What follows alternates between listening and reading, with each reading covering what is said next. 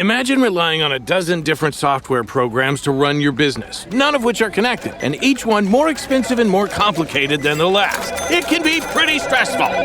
Now, imagine Odoo. Odoo has all the programs you'll ever need, and they're all connected on one platform. Doesn't Odoo sound amazing?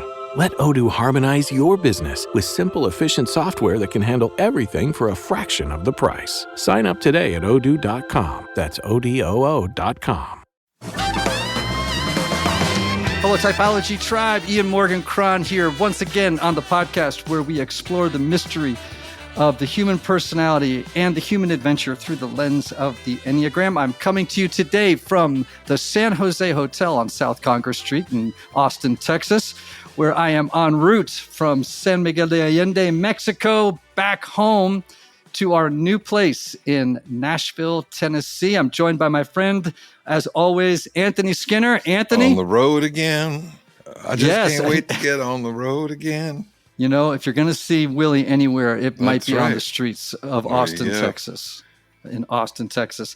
And today we're joined by a new friend, a friend of many of Typology's friends, Dr. Josh Axe, Enneagram 8 with a 7-wing, author of the new book, Think This, Not That, 12 Mind Shifts to Break Through Limiting Beliefs and Become Who You Were Born to Be. Josh, welcome to the show. Ian, thanks for having me. Anthony, thank you as well. Great to see you. All right, let's hop right in. You're an Enneagram 8. I know that your wife is an Enneagram 3. You mentioned it in this wonderful new book of yours.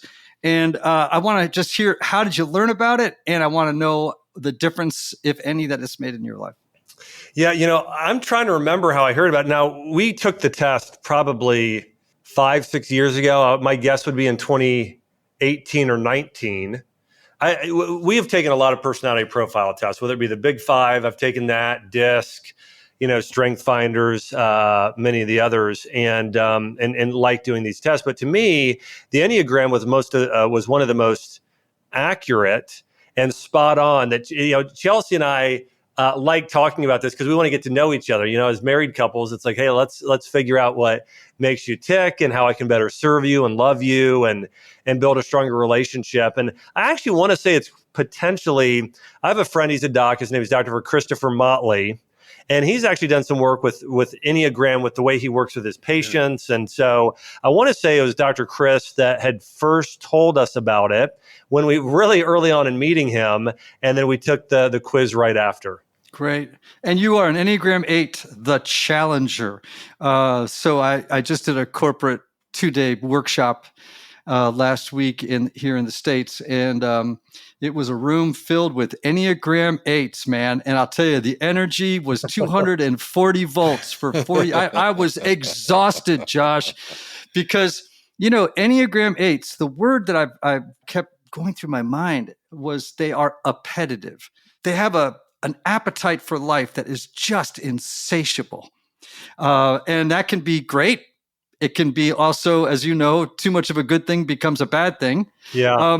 How does that strike you? Does that sound like a description of your life? Yeah, well, I think it mostly serves me well, but also I do think if it's not balanced out and if I'm not self-aware, it can create issues. So my wife would say I like to poke holes in things. Well, why does that work? Are you sure? And I'm not doing it from the standpoint of trying to even catch anybody off guard or make or discredit somebody. And I do this even on my own. I have my own podcast, the Dr. Josh Axe Show. And yesterday I did this to somebody where they said a stat and I knew it wasn't right, and I had to challenge it. I couldn't let it go. And so I'm like, I can't, for me to not just challenge it and know the way it works, I can't not do it. So anyways, it really resonates. And I do think that, again, my goal is I want to learn, I want to grow, I want to get better. And so when I hear things, I ask a lot of questions and maybe even just see, okay, does that hold up under this stress test? And it's not out of trying to be abrasive or trying to, necessarily even make anyone uncomfortable. It's just, I want to know, I want to learn, I want to grow, which, sometimes it requires, in order for that to happen, a lot of questions and probably a lot of challenging people. And the same thing, like I think about this today, it's probably a little bit countercultural. Some 8s are in the standpoint of we're living in a culture today that's moved more from the again, I hope people take this the right way, from the masculine to more of the feminine. And in that, I mean, there's a lot more nurturing now than there is challenging. Like my dad growing up was very much a challenger. He's an 8 as well. And my dad is an old Army guy. Both my grandfathers were in the Navy. And it's like, let's challenge everything. I'm going to challenge you to be the best you can be. And today it's everyone gets a trophy. Let's nurture, let's love, let's kind. But really, the epitome of leadership is a balance of both. We want to nurture and love and sort of do that, but we also need to challenge people. So anyways, I don't know if that resonates with you guys at all, but I do think that I'm definitely an 8. When I read it, Enneagram 8, I thought that's me to a T. So what you're describing a little bit is, I often say, and I think you would agree with this, right? That people possess a certain energy, right? When I do panels, right? When I bring up, so I'll do a panel of 1s, 2s, 3s, 4s, 5s. You can physically see the energy difference. Like it is observably distinct, right? And so what 8s have, I say, is they have oppositional energy, or it's called going up against energy, right? So sometimes when you're with, and I can't do this here on camera, but if I was with you, it's like sometimes you'll feel the 8 that they're kind of pushing you in the shoulder a little bit, like pushing you back a little bit. And you described it as poking holes in things, right? It's like, it's just oppositional energy, and it's not always intended to be abrasive. Sometimes there are some unhealthy, low self-awareness 8s, and it can devolve into bullying, right? Or a kind of alpha dog game, like, all right, I'm going to have to show you here that I'm the big dog. I'm the smartest guy in the room. I'm the biggest guy in the room, blah, blah, blah.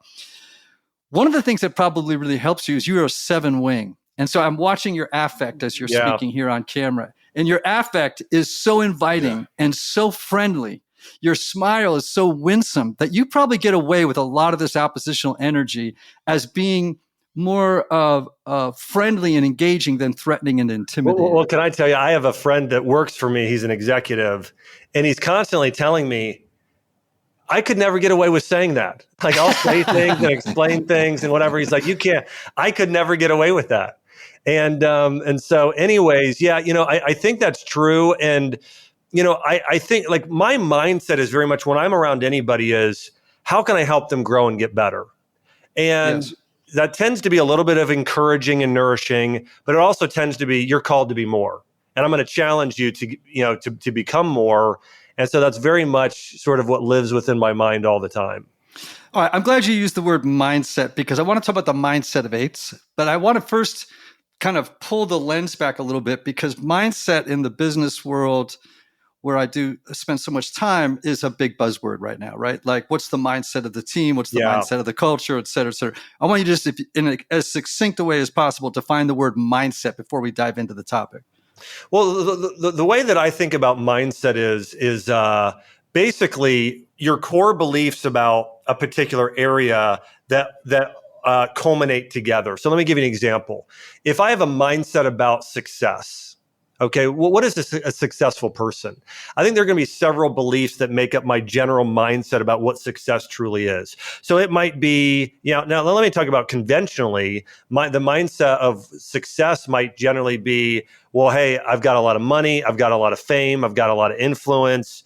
I'm popular on social media, I have so many likes. What I try and reframe my mindset about success is I honored God and I loved people and I made earth a heavenly place, and I grew up, I helped my kids optimize their skills and talents, and I helped them grow in character. And so, but I think mindset is your general view of the way that you think about something in particular. So I have that's the way that I would describe it. Great. So I love this because you and I share a common mission, right? Like my passion is when I'm working with people in a therapeutic setting or in a corporate setting, my mindset or my desire of my heart is, how do I help this person or this group become the highest expression of who they can be, right? Yeah. Like how can I help that person? You use the word optimize, but I think we share this common sort of thing that gets us out of bed in the morning. So I wonder if everybody has a resting mindset. So in general, like a resting mindset, like what is our home base like in terms of mindset. And I've been thinking about this all day leading up to this conversation, like asking myself, sometimes I'll ask people, what's your emotional home? Like, where do you tend to go default to? Are you melancholy? Are you aggressive? Are you what feeling is your emotional home? And now I'm thinking about it in terms of mindset. What do you think is the resting mindset of an Enneagram 8? Well, before I do that, let me mention something. My biggest form of medicine I've studied is traditional Chinese medicine. And Chinese medicine and Ayurveda had the first personality tests. Chinese medicine called it the 5 elements, and Ayurveda called them the doshas. And so it's pretty interesting, when you sort of look at those things. And so let me just share Chinese medicine's mindset, and then I'll share my own in terms of what they believed. They believed that, for instance, an earth element, which is somebody who tends to be more round body type, think about them as a golden retriever, very warm and friendly, that they are at home. Their mindset is very at home in sort of like living in the present, peace, calm, present, time awareness. The wood element in Chinese medicine was very connected to the future. So living in that state, always thinking about what's the next thing? What do we have coming up in the future? The goal setters, right? Leaders, visionaries. And so they would be very at home living there. You have people that are metal elements, which would be very much living in the past, thinking about memories of the past, building their faith from the past, liking to always look at sort of pictures and family albums and those sort of things. So I could keep going, but anyways. I love this. I'm already going through this. So right away, when you're talking about I guess the wood oriented, the wood type, okay, which is very 8 Enneagram, by the way. Yes. So 8s, 3s, and 7s. Yes. You actually got a double whammy with the 7 wing. So very future oriented. Now, 4s, 5s, and 9s sound a little bit more metal types, right? They're more past oriented types. And then 1s, 2s, and 6s are present oriented types. Now, we all have relationships with time, all 3 dimensions of time. However, some people they just camp out more in one than the other 2, which then brings me to this, wanted to go back to the 8 mindset, which is very future oriented. You could almost feel this energy of rushing forward. Yeah. Rushing forward. It's like I always say about 7s that they're always grabbing out of the air fists full of future. Just grabbing fists full of future, man. You're starting to laugh. Does that sound like it resonates with you? Well, it does, because if my biggest challenge is I don't worry about I've never had an issue of letting go of the past. I made a mistake, something bad happened, there was a lot, you know what? But I've never struggled with that. And I don't think that's actually much of a problem, and it's never hurt me. I do think that I would like to, and my biggest challenge is living in the present moment. Yes. So if there's an area where I need to really grow and develop myself, sometimes I just get sucked into the future too much. Yes, absolutely. And that's why sometimes 8s are in this doing triad. So they're doers, right? They tend to do first, think afterwards. Yes. Right. And so what happens is, obviously, you can have some benefits to that, but obviously impulsivity would be a problem. Yeah. For 7s, compulsivity would be a problem. But this kind of rushing forward momentum, you can almost see it. I have a child who's an 8. And when this kid came out, I'm just telling you, they just chest forward, butt out, charging forward. I have another one who just lay in my arms like the Dalai Lama. You know what I mean? Like just pure 9 energy from the get-go. And I have another one who's a 7 who came out, I'm not kidding you, smiling. I mean, this kid walks into a room, or not kid now, he's a 27-year-old man, but just this energy of positivity. Of course, when positivity devolves into toxic positivity, which is delusional optimism, right, becomes a problem. When 8s have too much future of, kind of oppositional energy, of course, it becomes problematic, which leads us to the topic of balance. Right? I would imagine in your work, balance is a big word. Is that fair? Yeah. I mean, the balance, probably even more so holism, being holistic in those things, but for sure. Yeah. So we have 3 brains, we say in the Enneagram, right? We have the intellect, right? The brain, actual brain. Then we have the heart, is its own sort of, we call it a center of intelligence. It has its own kind of, it speaks to us. It communicates all the time. Yeah. And then we have a gut, right?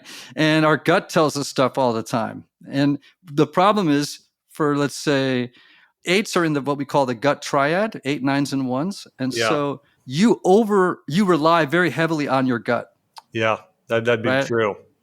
And sometimes part of the goal for people who are doing advanced work, the Enneagram, is how do I bring all 3 intelligences online so that I have access to all those centers of intelligence as I make decisions, as I move through the day, things like that. And I'm getting all charged up talking about this. I'm sorry I'm talking so much, but it's so powerful what you're saying. Yeah, well, I'm a learner, so I love continuing to learn here as well from you. And it makes me think of this. I love studying the Greek philosophers, Socrates, Aristotle, and Plato, along with a lot of other brilliant minds from the past. And Aristotle talks a lot about in a very similar way, sort of rational thought in the brain, feelings from the heart, but also this level sort of soul, spirit, intuition that was oftentimes talked about the gut. And so I think that, anyways, that really, really resonates with me in terms of this sort of intuitiveness or relying on the gut instincts for decision making. My brother-in-law died suddenly, and now my sister and her kids have to sell their home. That's why I told my husband we could not put off getting life insurance any longer. An agent offered us a 10-year, $500,000 policy for nearly $50 a month. Then we called SelectQuote. SelectQuote found us identical coverage for only $19 a month, a savings of $369 a year. Whether you need a $500,000 policy or a $5 million policy, SelectQuote could save you more than 50% on term life insurance. For your free quote, go to SelectQuote.com. SelectQuote.com. That's SelectQuote.com. SelectQuote. We shop. You save. Full details on example policies at SelectQuote.com/commercials. Fall is in the air, and that cooler weather calls for an update in your skincare. Moisturizing is key to keeping wrinkles at bay. That's why we need a skincare routine that's easy, fast, and gives us results. Plus, what if your products had thousands of 5-star reviews, were natural and affordable? Well, say hello to Dime Beauty. Dime Beauty is clean, high-end skincare that is affordable, and it really works. Not sure where to start? I highly recommend the Work System. It's everything you need in one powerful package. Take out the guesswork with a proven routine that includes a gentle yet effective cleanser, a super skin toner, 2 incredible serums, and 2 luxurious moisturizers. See what everyone is raving about. From serum sets to the always sold-out retinol alternative TBT cream, you'll find your perfect skincare match. Dime has over 2 million happy customers, and their product reviews are literally 5 stars. Love your skin again. Go to dimebeautyco.com and unlock your discount. That's dimebeautyco.com. That's dimebeautyco.com. So how are you in your own, like I assume that you are a person who's committed to personal growth and development. Yeah. What's the great frontier for you right now? Like, what are you working on that you are like, this is the piece of my life that needs the most development. I'm focusing my energies there.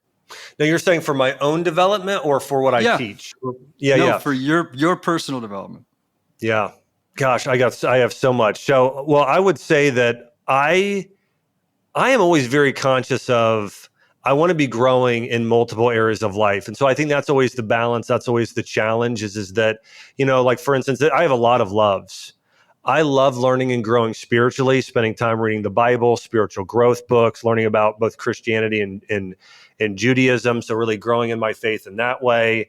I love history. And so like right now I'm reading a lot about the history of the early church and the saints and enjoying that. But then I also love learning about leadership, and I love learning about personal growth, and I love learning about relationships. I love psychology, spend a lot of time there. So anyways, but if I really think about where I'm trying to grow the most right now, I would say it's in my actions. So I spend time a lot of time learning about history and about virtue and about character and these things, and then really applying those. And so the biggest area, if I would have to pinpoint that I personally need to grow and that I'm working on right now, patience is number 1 and kindness is number 2.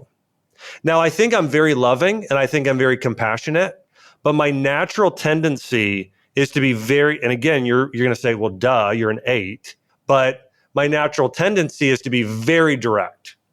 And so when I'm very self-aware and operating at the highest level, when I am very spiritually aware and serene and self-distance in the right way, I am able to impact people in a very positive manner where my iron sharpens iron, my challenger comes out and really helps them grow.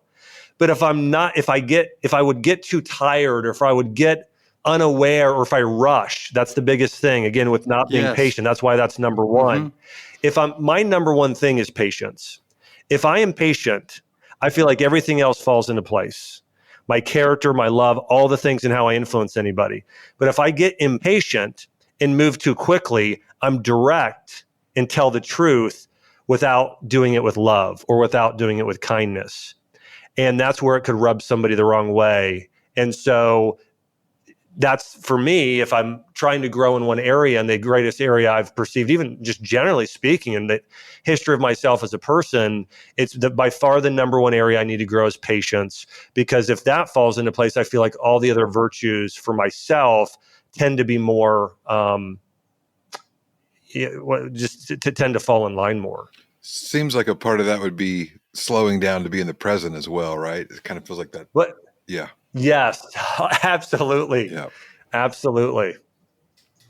It sounds like you read the Stoics, because the word virtues keeps flying up, and of course, early church patristics, right? Go ahead. Well, I read the early church more, but I do like the Stoics as well. Now, I probably read the Greek philosophers more than the Stoics. Now, I am just listening to Marcus Aurelius's, meditations, and I like Cicero and Seneca. I mean, they're all brilliant men. But I do think there actually was a big influence there via Judaism. But I love both. Again, I love the Greek philosophers. I like this. Now, listen, there's a lot I disagree with the Stoics. I'll just say that.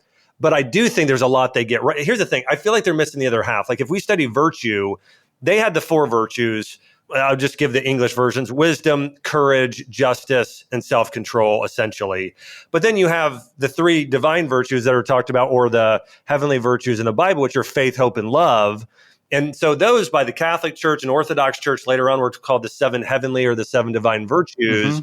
And so I really think, when I think about the Stoics, it's very, in Chinese medicine, we would call it metal element masculine. It's courage, it's justice. Yeah, it's very muscular, very muscular. Right, but you start seeing there more of what Jesus and Paul started talking about with faith, hope, love, more softening of those. And so this is why, too, like with virtue, what tends to happen is we only think about, if somebody is virtuous in only one virtue, it can be toxic. Like there's a Yale professor, he wrote a great paper on toxic empathy.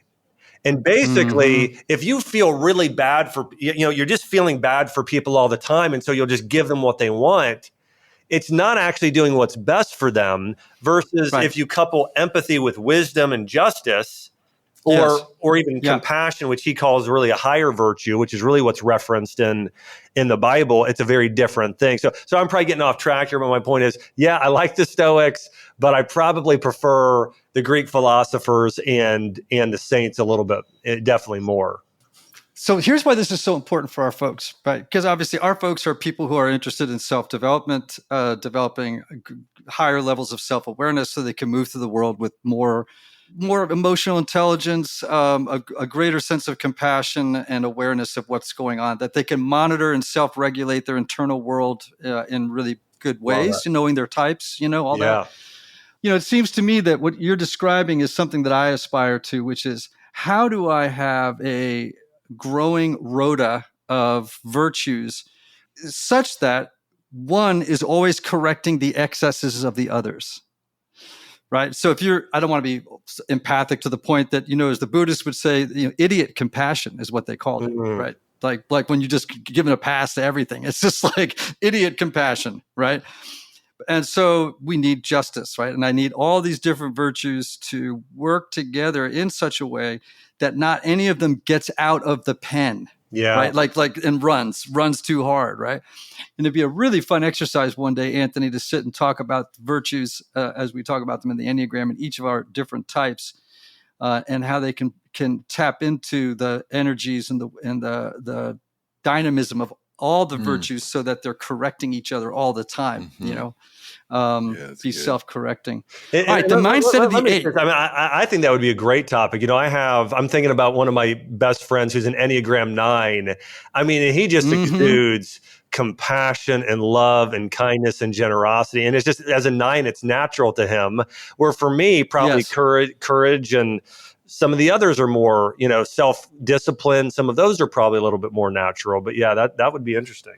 Well, I love this because, again, there's so much bleed over in our conversation here over our disciplines, right? And over the things that we care about. And of course, we're seeing lots of not only bleed over, but adjacent ideas that are sympathetically ringing with each other as we talk about it. By the way, everyone, just to remind you, you can tell I'm stoked about this conversation. I'm talking with our new friend, Dr. Josh Axe, author of Think This, Not That, 12 Mind Shifts to Break Through Limiting Beliefs and Become Who You Were Born to Be. Josh, in the book, you talk about 12 different mental barriers, self-limiting beliefs, self-defeating mindsets, and how to overcome them. Of the 12, which has been most important for you? Oh, wow. Well, there are 2 in particular. Let me hit on the biggest one, and then if we have time, I'd love to hit on the next one. But we could talk about anything. So I'll share this. Starting off here just with an example. And when this really hit me, I was at my grandfather's funeral in Ohio, and I had an amazing grandfather. He was a World War II veteran in the Navy. He was just the most amazing, just compassionate, amazing man. And he was a sort of man where, he lived to be 96 years old. When he was in his 40s, he worked for a telephone company, repairing broken lines for 20 some years. When he was in his mid 40s, he said, I want to do something different with my life. Took his life savings with my grandmother. They bought this land with a lake on it, turned it into a swim park, a campground, like a retreat place where people had retreats, reunions. So I went up there as a kid and just had the time of my life. And he was always giving me great wisdom. But I was at his funeral, and we had a part, and they don't do this very often at funerals, but the one I was at, they did, and I really thought it was a great moment. And the pastor said, does anyone have any final words about Howard? And the man next to me just immediately blurted out, a man in his 70s, just in tears, and started sobbing, Howard was my best friend. And I'm a little ashamed of this because the first thing I did was I looked over who that was, and I thought, I don't think you're actually my grandfather's best friend, because that was like my Uncle Alan and my other Uncle Don and whatever. But then I felt bad, and I stopped myself and I thought, you know what? I'm absolutely certain that my grandfather was his best friend. And there's a couple hundred people in the room, and I looked around and I thought, probably 50% of the people here probably feel like my grandfather was their best friend.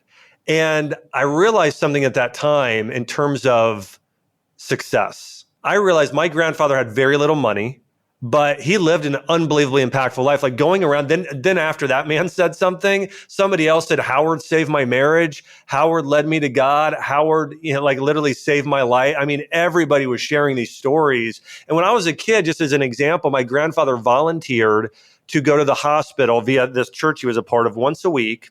And he would go and he would bring me when I went and stayed with him in the summers.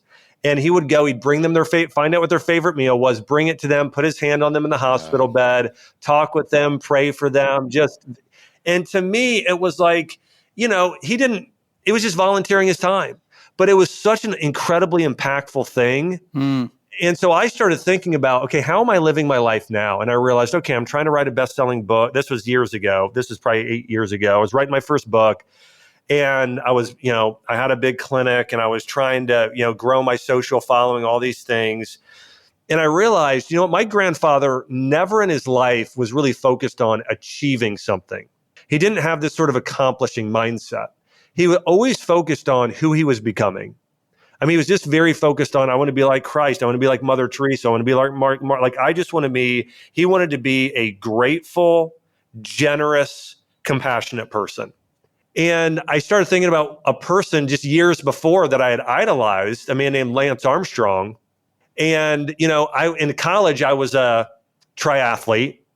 I was a very good cyclist. And my mom was a cancer survivor. So to me, Lance Armstrong was just the epitome of just an awesome person. I mean, just fighting out there for people with cancer and achieving great things. And then I remember, I read his book, and he said something in there. He said, my mentality is win at all costs. And later on in his interviews, you start seeing him say things like, I lost my marriage, I lost my family, I lost my reputation and my character. And it reminds me of this Bible verse, and it is, what good is gaining the world but losing your soul? And so for me, I think one of the mind shifts I had at that time was, rather than focusing on a to-do list or all my achievements and goals, again, this is an 8, this is naturally, I'm a wired, achieve, Yes. accomplish. I decided I need to start focusing more on who I'm becoming. And so rather than having a to-do list, have a becoming list. I'm going to be very, very generous. I'm going to be intentional. Anytime I'm out to eat, I'm going to tip this amount. I'm going to give a certain amount to charities and organizations. You mentioned Donald Miller earlier. It's like he's got a group he gives to for sex trafficking. So Chelsea and I are like, we want to be part of that. Like because we want to be compassionate. We want to be loving. We want to be generous. And so I think that's one of the mind shifts I get to in the book, is really how you go from being focused on achieving and driving forward and keeping up with the Joneses and sort of this busyness to instead focus on who we're becoming. And I also just recently, we lost my father-in-law, who is actually the most person like my grandfather I'd ever met. And at his funeral, again, nobody was saying, Joel accomplished this. Everybody was saying, Joel had the biggest servant heart of anyone we'd ever met. And so that was a big shift for me in my life. And I think even now I'm very conscious more on who I'm becoming rather than what I'm accomplishing. Fall is in the air, and that cooler weather calls for an update in your skincare. Moisturizing is key to keeping wrinkles at bay. That's why we need a skincare routine that's easy, fast, and gives us results. Plus, what if your products had thousands of 5-star reviews, were natural and affordable? Well, say hello to Dime Beauty. Dime Beauty is clean, high-end skincare that is affordable, and it really works. Not sure where to start? I highly recommend the Work System. It's everything you need in one powerful package. Take out the guesswork with a proven routine that includes a gentle yet effective cleanser, a super skin toner, 2 incredible serums, and 2 luxurious moisturizers. See what everyone is raving about. From serum sets to the always sold-out retinol alternative TBT cream, you'll find your perfect skincare match. Dime has over 2 million happy customers, and their product reviews are literally 5 stars. Love your skin again. Go to dimebeautyco.com and unlock your discount. That's dimebeautyco.com. That's dimebeautyco.com. Josh, how old are you? I'm 42. Yeah, and this is the reason I asked the question is not to be intrusive, but more to say, I think, and we've spoken about this on the show, I think as younger people, let's say in their 20s and 30s, there's some inciting event, and the earlier it can happen, the better, where there's a mindset shift, you hope, where they move from being accomplishment oriented to proving adequacy, to asking larger questions about life. Yeah. Right? Like what is the real purpose? What is the real meaning? And it's always exciting. I've got 20 years on you, but it's exciting when I meet a person who has found that out earlier than lots of people do. You know what I mean? Yeah. Like it is so sad when you meet somebody my age who is still stuck in that first half of life. They're just still accomplishment oriented, still just task oriented, still just trying to crush it, still trying to prove themselves. And it's like, dude, you're in the wrong chapter. Like thumb forward fast. Like you are asking the wrong questions of life. Well, and the thing that happens too is, and you know this, it's that when you have a becoming mindset, you have better accomplishments. Ones that are more resilient, that will last eternally versus the ones that just sort of fade and crumble and also, tend to, in many cases, corrupt your character. Like I read an article by the biographer of Steve Jobs, who said at the end of his life, he had said, I just want my kids to know why I essentially sacrificed them for Apple. And, it's, I had there's this guy in his 70s, the founder of Kinko's. And he was asked in this interview I saw recently, what is your greatest life success? And everybody thought was going to say, well, I'm a billionaire. Or he has an unbelievable amount of accomplishments. And he was like, my greatest accomplishment is that my kids all want to come home for every holiday and spend time with me. Yes. It's a good one. Amen. See, what you're describing as we're talking, I keep thinking about going back to virtues, is really the virtue that keeps coming up for me is goodness. right? Yes. Like Mm. there's a term that people don't use very often anymore, right? Yeah. Is goodness.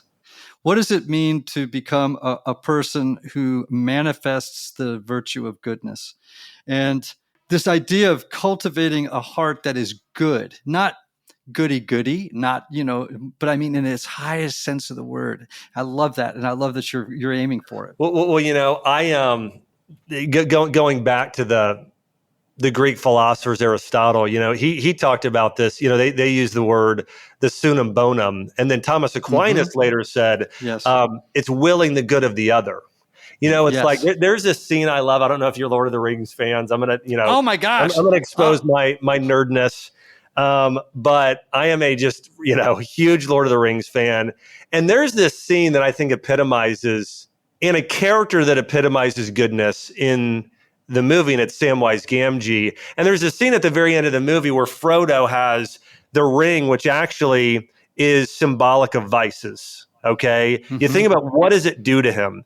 I mean, it makes him you see wrath, you see envy, you see all of these things start coming out. And so it's representative of that. But basically, he can't make it up the mountain anymore. And so, Samwise scoops him up, throws him over his shoulder, and runs him to the top. And I think that's sort of willing the good of the others. Like, I will sacrifice my time, my treasures, my talents. I will sacrifice myself with that form of love in order for your betterment, the betterment of another person. And so I think that's part of the heart of goodness is I'm willing just to be a servant, sacrifice myself for your good. Yes. I love this. And I want to just let people know, just by way of preview, to let people know that in the new book, again, the title is Think This, Not That. Josh unpacks these mental barriers, self-limiting beliefs. A handful would be things like, I have written down, don't simply drift, clarify your purpose. Another one would be, don't define success based on what you accomplish, based on who you become. We've spoken about that. Don't be a slave to your vices, overpower them by building virtues. Don't live by popular opinion, follow enduring principles of wisdom. I just want everyone to get a sense of what's in this book and why it's so important that I think we begin to think with intentionality and clarity about who it is that we're becoming. But here's the question, Josh. Here's the big question. Yeah. You and I know that changing people's minds, literally metanoite, right? Changing the mind is maybe the hardest muscle to change, right? Like I work out 5 days a week with a trainer. I'm very focused on that. I can see the change